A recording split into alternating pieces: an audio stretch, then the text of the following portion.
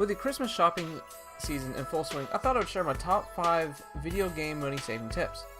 Now, none of these are in any particular order, and they can change really depending on your own situation. But I thought I would get this list together of ways you can save money while you're out hunting to add new games to your collection. And I did try to make sure that anybody can follow these tips, because as of this recording, emulators are being hunted down left and right, and it's getting harder and harder to find them on sites. And with several sites being taken down because of it, I'd rather try to avoid, to say, use emulators. Try to actually own the official release, and please try to purchase the official release and not download emulators as of right now. I do not want to see anybody get in any kind of trouble. So as of right now, we are talking about the most cost-effective and legal ways of getting games. Looking for compilations.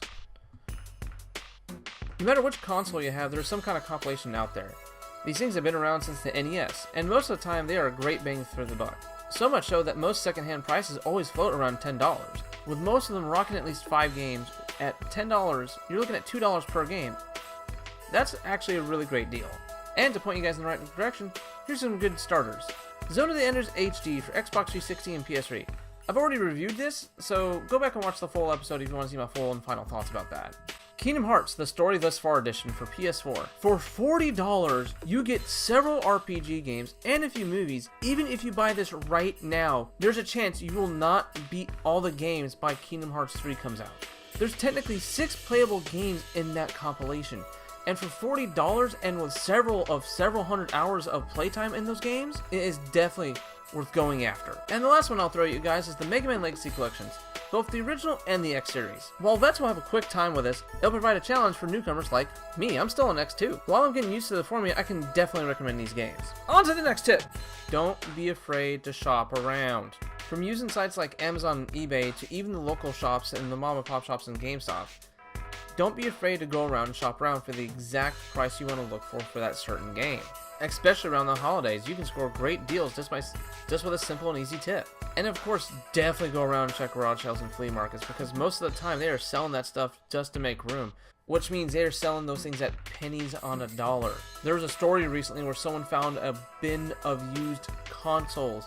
No EV cables, no power cables, but he bought the whole bin for $20, and that included stuff like NES, SNES, N64, Genesis, and a few more just for $20. And some of those consoles can sell for over $30 just by themselves. So definitely go out there and check the garage sales and flea markets on top of shopping around as well, because who knows what you guys can find out there.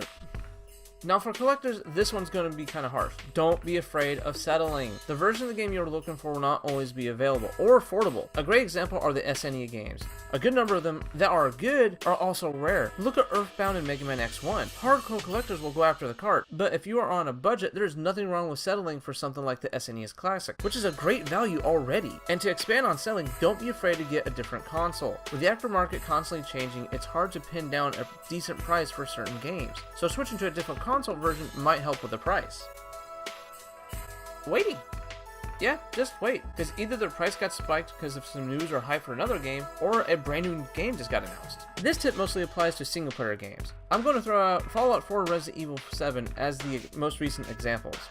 The expansions do add a good amount of content to the games, but they don't go on sale that much. And when they do, it's mostly around the holidays. So when I see big games like these two sell a good number of copies, and they have a good amount of DLC, I wait. And when you know it, Game of the Year editions come out for both of these games. These have all the DLC in them and are much cheaper than buying the base game and the DLC separately. Now sometimes that doesn't always work out. For example, Alien Isolation and Batman Arkham Origins. These two games never got a Game of the Year release, but yet are good games with a good amount of DLC, so in this aspect, picking the main games up for fairly cheap, but you wait until the holidays for their season passes to go on sale. Like Super Sale. The original price for the season pass for Batman Arkham Origins was around $20 to $25, but I waited until the holidays and then went on sale for $5. And the same thing happened with Arkham Knight as well. So definitely waiting in this aspect is definitely worth waiting, because who knows, maybe that game might not get that Game of the Year release. If it's a game you're super excited for and know it's going to be good, then pre-order it.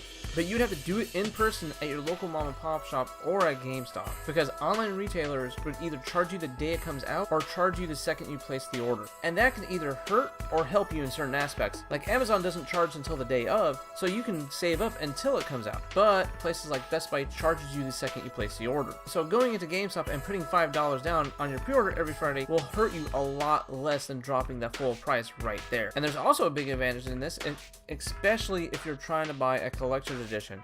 And not everybody can shop online, either because of age or not really having access. I have worked way too long in retail to see this happen over time and time again. And I'm mostly talking about the younger kids here that usually have the combination of both. That don't have any full access to internet and they can't shop online and usually are working off a very limited budget. I'll go into detail at a later time, but these guys were actually the main influence to the Junk Bin Challenge. Now, before I give you the full outro, guys, I am going to let you know that since next week is Christmas, and I do work retail, it is going to be hectic for me to try to post a video next week. I can't guarantee a video will be posted on Tuesday, but I will at least try to get episode 10 of the Junk Bin Challenge out sometime next week. And trust me, the extra wait is going to be worth it, because if anybody joined me during stream, that was a game, and be prepared. But until next week, guys, possibly maybe around Friday or Saturday, I'm gone. I'm Ghost. I'm out of here. And until then, Merry Christmas, Happy Holidays. You guys be safe out there.